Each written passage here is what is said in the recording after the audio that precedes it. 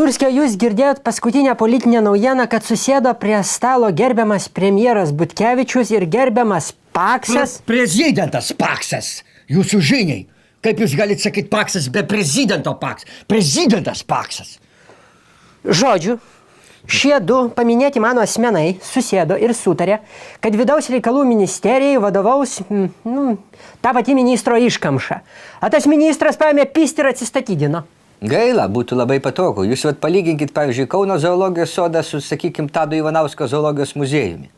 Kauno zoologijos sode tie visi galvijai, jie ten ir mykia, ir baubia, ir rėkauja, ir apsispjaudo, ir ten ir dar baisiau ką ir padaro. Gali beždžionė ir raudoną šikną parodyti, juk taip. Nu, taip, mačiau.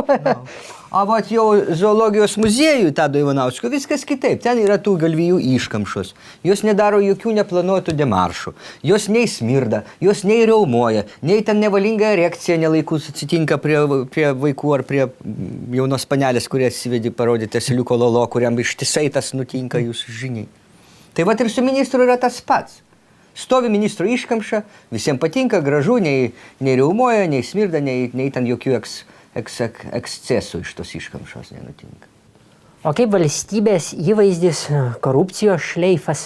Nu, matot, nereikšminga ministerija, kokie tai vidaus reikalai. Pavyzdžiui, kultūros ministerijoje, vo ten tai jau yra, aš suprantu, ten puodukas nuo stalo nukrenta ir visi teatralai eina protestuoti. O vidaus reikaluose, kas ten, statutiniai visi darbuotojai, tai irgi iškamšos. O iškamšoms geriausiai vadovauja iškamša. Ir Butkevičiui ramiau. A girdėjot, kaip Paksius? Prezidentas Paksius. Kiek galima sakyti? Paksius sakė, kad STT Dramblys atėjo į jų porceliano parduotuvę. Teisingai sakė Paksius, jų partija yra krautuvė.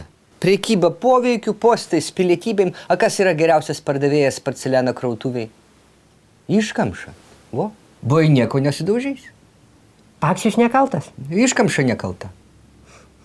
Pirk Dramblį. Gerą savaitgalį.